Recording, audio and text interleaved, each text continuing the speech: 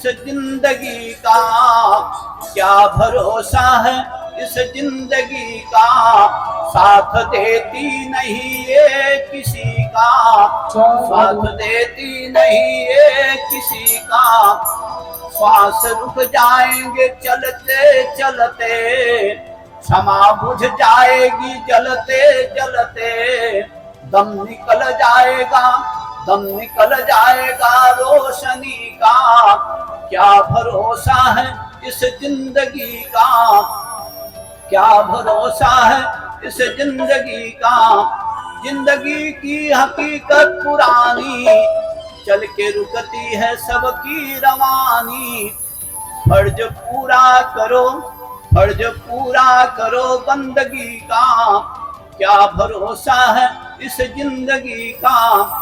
हम रहे ना मोहब्बत रहेगी, दास्ता अपनी दुनिया कहेगी। नाम रह जाएगा, नाम रह जाएगा आदमी का, क्या भरोसा है इस जिंदगी का। एक क्षण का क्या भरोसा है। लेकिन परीक्षित जी कहते हैं मुझे 7 दिन का समय तो मिल गया है, यहाँ तो एक क्षण का भरोसा नहीं है, और 7 दिन ही सबके लिए है। देखिए शनिवार से लेकर के इतवार तक ही 7 दिन होते हैं, और 7 दिन में सबको जाना है। सबके लिए ही, केवल परीक्षित के लिए ही नहीं 7 दिन मिले हैं, सबके लिए ही 7 दिन ही मिले हैं। 7 दिन का ही समय है। कहा कि परीक्षित प्रसन्न हो गए और विचार करने लगे कि 7 दिन का समय मिला है, उसमें क्या उपाय करें जिससे परमात्मा की प्राप्ति हो जाए। ये मानव शरीर का लक्ष्य यही है कि परमात्मा की प्राप्ति हो जाए शरीर से। बताया कि जीव जंतु जितने जन्म लेते हैं मृत्यु को प्राप्त हो जाते हैं, आए अपने कर्म को भोगा और चले गए, कुछ कर्म नहीं कर सकते, लेकिन मनुष्य शरीर ऐसा है जिससे कर्म किया जा सकता है। साधन धाम मोक्ष कर द्वारा, पाई न जहीं परलोक समाराम। ये साधन स्वरूप है, मोक्ष तक पहुंचाने की सीढ़ी है। इस शरीर को पा करके जो परमात्मा को नहीं प्राप्त कर पाया, समझ लो अमृत का कलश हाथ में आया हो और आदत से गिरा दिया।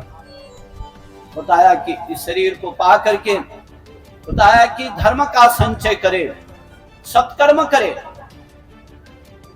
परीक्षित प्रसन्न हो गए और विचार करने लगे कि 7 दिन का समय मिला है, क्या करें। सबसे ऋषि मुनियों से पूछने लगे। सब ऋषि आ गए। सत्यव्याहृति नाम विश्वामित्र जमदग्नि भरद्वाज गौतम अत्रि वशिष्ठ कश्यप, सभी ऋषि आ गए। यहाँ तक कि अगस्त अंगिरा भृगु सब आ गए, और सभी आकर के विचार कर रहे हैं क्या किया जाए और कैसे करें। इतने में सुखदेव जी महाराज पधारे। भगवान की इच्छा हुई, भगवान की इच्छा से सब आगे होता है। सुखदेव जी को नारद जी मिले, कहा कि आपको परीक्षित जी याद कर रहे हैं। नारद जी को भगवान का मन कहा गया है। भगवान की जैसी इच्छा होती है, मन करता है, वैसे नारद जी करते हैं। नारद जी सुखदेव जी को भेजा, कहा कि परीक्षित जी आपको याद करें।